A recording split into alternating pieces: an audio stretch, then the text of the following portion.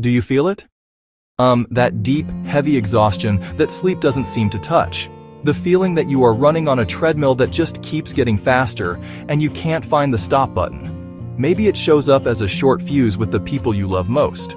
Or maybe it's a quiet, creeping cynicism about the work that once brought you purpose. This feeling has a name. It's burnout.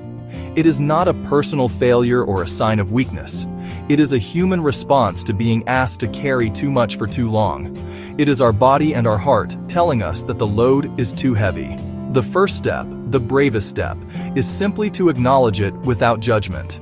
Let's start right here, right now, with a single, intentional breath. This isn't about fixing everything at once. It's about creating a tiny pocket of space for yourself. So wherever you are, I invite you to join me.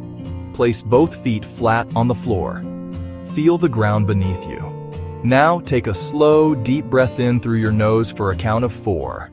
Feel your lungs fill with air. And then, slowly, release it through your mouth for a count of 6. Let the air carry some of that tension out with it. Let's do it one more time. Breathe in for 4. Hold for 4. Breathe out for 6. You just did something for you. This simple act of breathing is a powerful reminder. It tells your nervous system that you are safe. It interrupts the cycle of stress and overwhelm, even if only for a moment. Burnout thrives in the feeling of powerlessness, the belief that we have no control.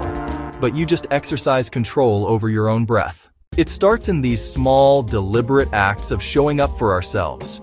It's not about finding a grand solution. It's about finding the next right thing, the next small step. Feeling overwhelmed is a signal, not a destination. It's a call to come back home to ourselves.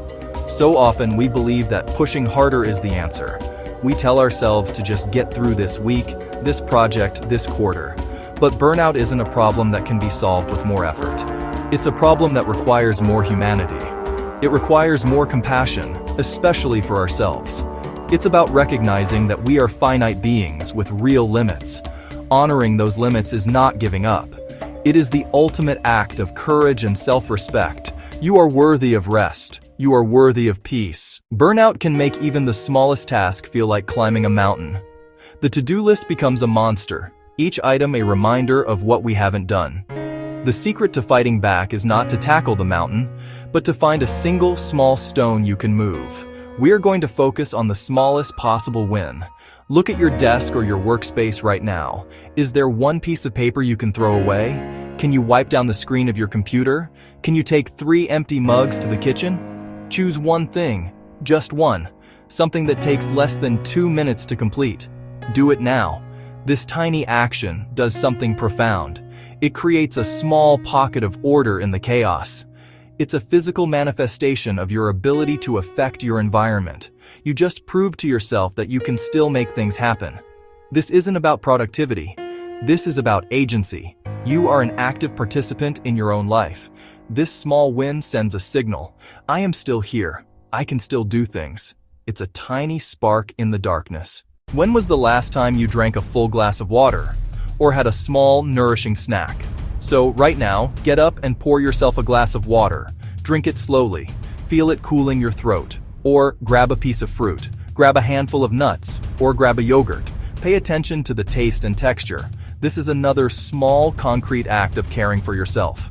You are telling your body, you matter. Your needs are valid. The final small win for this moment is to move your body. You don't need to go for a 5-mile run or hit the gym for an hour. Just stand up. Stretch your arms over your head. Roll your shoulders back and down. Take a short walk to the end of the hallway and back. Or a single lap around your office building. Feel your feet connecting with the ground. Notice the change in perspective. One of the biggest drivers of burnout is the erosion of our boundaries. We say yes when we mean no. We take on one more thing because we don't want to disappoint someone.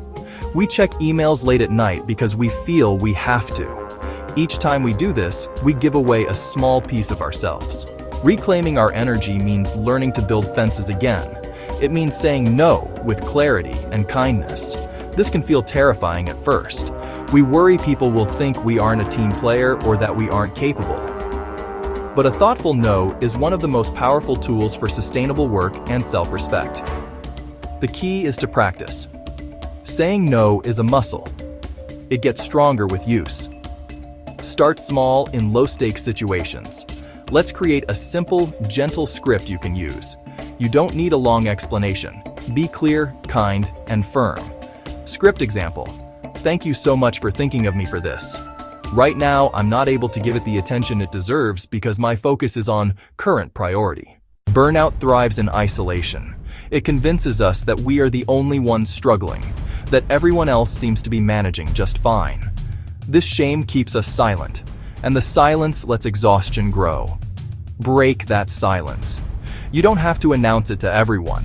Find one trusted person, friend, partner, colleague, share a piece of your experience. Try. I've been feeling really overwhelmed lately. It's been tough. Vulnerability births connection. Connection is the antidote to shame. When we share, two things happen. 1. The burden feels lighter. Putting feelings into words helps us understand them. Many will say, "Me too." Find that person. Send a text, make a call, let someone in. You don't need advice. You need to be heard. Sometimes it's your manager. That can feel intimidating. We worry we'll look weak. But good managers want to know when team members are struggling. They can't help if they don't know. Approach with a clear, calm, solution-oriented mindset. You're collaborating, not complaining. Prepare for the conversation. What specific aspects are driving your burnout? Volume. Lack of resources. I'd like to schedule a few minutes to talk about my workload. I am fully committed to my role and our team's success. Lately, I've been feeling stretched thin and concerned about sustaining this pace and delivering quality work. I've been thinking about potential solutions and would love your perspective on adjusting priorities. This frames you as proactive and invested in a sustainable path. It opens the door for a constructive conversation, not a confrontation. Adapt the script. For non-work, I'd love to, but I'm overcommitted and need to protect my downtime. Be true to yourself and respectful to others. Your well-being is worth protecting with a gentle, courageous no. We often think of self-care as something luxurious or time-consuming, a spa day, a weekend getaway. While those things are wonderful, true self-care is much simpler. It's about small, daily choices that honor body and mind. It's about refueling the engine, not just polishing the exterior. When you're burned out, adding one more thing can feel exhausting. So let's focus on non-negotiables. The two most powerful and often neglected forms are sleep and genuine disconnection. They are biological necessities. Let's talk about sleep. Burnout and poor sleep are locked in a vicious cycle. Stress keeps us awake. Lack of sleep makes us less resilient to stress. We can't always control falling asleep. Start with a small boundary. Put your phone away 1 hour before bed. The blue light from screens disrupts sleep rhythms. Instead, use that hour for something calming. Read a paper book. Listen to quiet music. Do some gentle stretching. Create a simple ritual that signals the day is done. Next, find a 1-minute reset. We need moments not about work or chores, moments of pure play or peace. Try a 1-minute laughter reset. Search YouTube for baby laughing or funny animal videos. Set a timer for 1 minute and watch. Allow yourself to smile or laugh out loud. Laughter reduces stress hormones and releases endorphins. It's a mini vacation for your nervous system. You have 1 minute. Everyone does. If laughter doesn't fit, try a 1-minute nature reset. Notice the sky color. Watch the clouds move. Look at a tree. Notice leaves shifting in the wind. If possible, step outside for that minute. Feel the air on your face. These tiny moments of disconnection are vital. They are pockets of being, not doing. They remind us we are part of a larger world. We've walked through a lot together. We've named the weight of burnout. We've found small wins in our immediate space. We've practiced drawing boundaries with a gentle no. We've talked about the courage to connect with others. We've talked about the necessity of refueling our bodies and minds. It can feel like a lot to take in, especially when you're already exhausted. So I want you to forget about doing all of it. That's not the goal. The goal is to do just one thing.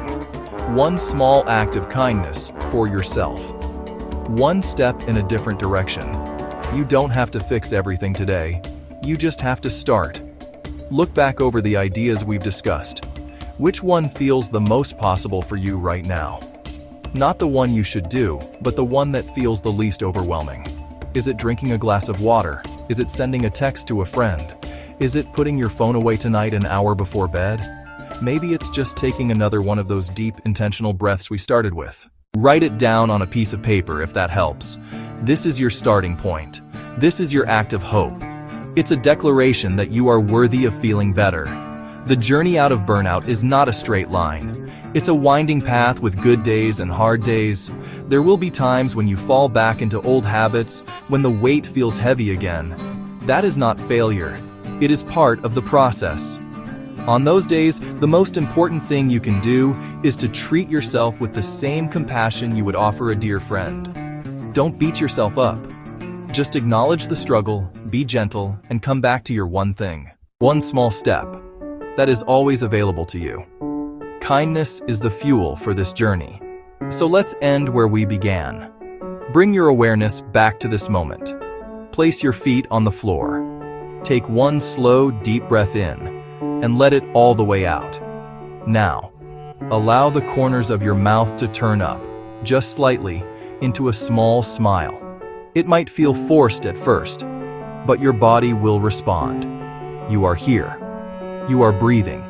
You have taken the first step by simply showing up for yourself today. And that is more than enough.